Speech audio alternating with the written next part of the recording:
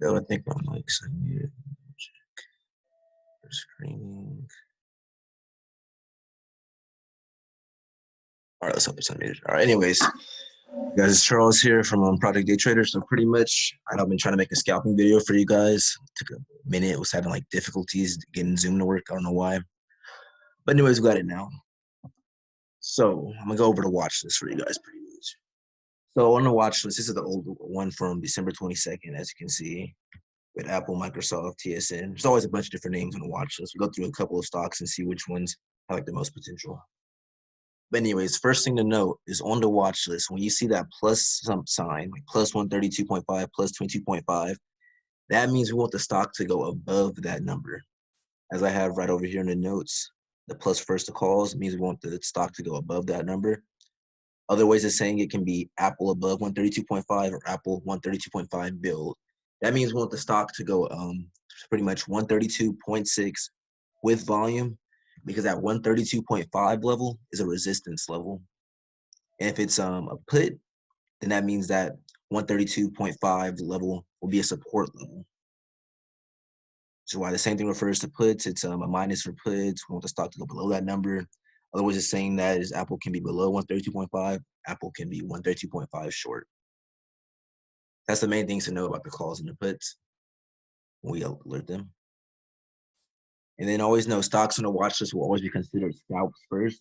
When we have all these, we have all these stocks on the watch list, we're not referring to, we're going to day trade them. We're not going to swing them. These are stocks that we plan to get in and get out. That's why you should know your scalping rules. When it comes to scalps, you're looking from anywhere from a 50-cent move to a few dollar moves, because when you're doing a scalp, you're in that trade for no shorter than like probably 10 seconds you can be in a trade, but the longest you'll be in a trade is no more than 5 minutes.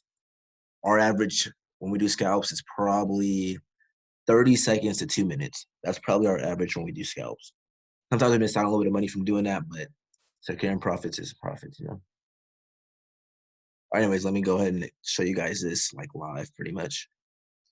So Apple, the level right here, I have it. It says 132.49. I tried to get it to 132.5, but I just couldn't be accurate with it. Anyways, we all know we want it to be 132.5, right? So the market opens here. You see it's not reached that level yet, but it's getting there. Once you see the stocks at like 132 or something, your eyes should be on Apple. Like, okay, the stock's coming up. It's time for me to focus. Like we try to alert it sometimes in day trade, so scalp alerts that a stock's about to hit the level, right? We just can't always get that done. Why it's up to you guys to just understand exactly what time, exactly what's a good time to enter next to the trade, just off of the watch list. So like sometimes on the watch list, we'll even have Microsoft plus 224, take profit point 1 is like 225, profit point 2 is 226. These aren't random numbers. These are like numbers that are actually like the next resistance level. So it's likely to hit that level. It might not. It might even just shoot straight down to 223 or something. But that just gives you like an estimate of when's a good time to take profit on most trades. But as long as you follow the scalp rules, which are 50 cents to a few dollars move, you'll be fine. When I say like a 50 cents, like let's say something like Nova, right? It's pretty cheap. So something like this, if it moves up 50 cents, that's a lot more money than we have like Amazon. Amazon moves up 50 cents, you're about to make a penny. Or Shop moves up 50 cents, you make a penny. But if it moves up a few dollars, it can actually, bigger stocks, they can even move up to like 10, 20, things like that. It's just all depends. But yeah, pretty much look for a few dollar moves at most. All right, so for Apple, we're watching in the morning. Market opens at 6:30. Right here, you see that it broke. It broke 132.5, right? So it went up to 132.6, but the volume wasn't there to completely push it up. We'll see that it breaks, but you don't see it go up like a cool 5-10 cents real fast. You see that it slowly got up there.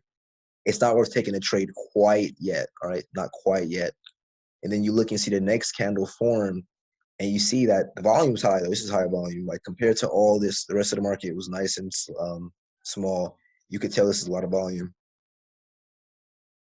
Anyways, it breaks the point, and now you see it start to push. So we probably entered right there. Next time, it's going to go down a bit. Comes back up. You see it doesn't go below 132.5, meaning that it's the new support and that it pretty much broke through. So it goes up, it goes up, it goes up. Right now, you're already up after the 50 cents. You're already up. Right now, you're up like 60 cents. That could be quick 60 bucks, 100 bucks, not sure. So right there, you consider trimming, taking profit or whatever. If you trim, it goes up more. Like realistically, after 132.5, and it's Apple, I would probably expect to get out around 132.8 or so, because that's $1.30 move on Apple. So for stocks, you want to know like what's their average moving rate. So something like Amazon be moving like 70 bucks a day. So when I get into Amazon, I'm willing to tell them stay in it to try to catch like a $5 to $10 move. Whereas something like Apple, which at the nowadays I think it's only moving like 3 to 5 bucks each day now. So if it moves up a cool $2 or so, 150, that's a good enough profit because who knows when it's gonna stop. So I would have got out around this point, kept going up, could have made more to whatever. As long as we got out, made our profits and things like that. All right, I'll go over one more example for you guys. Wish I want to have puts.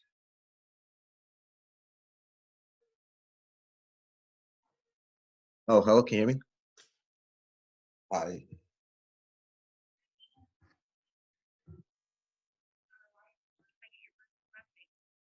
Charles Baker.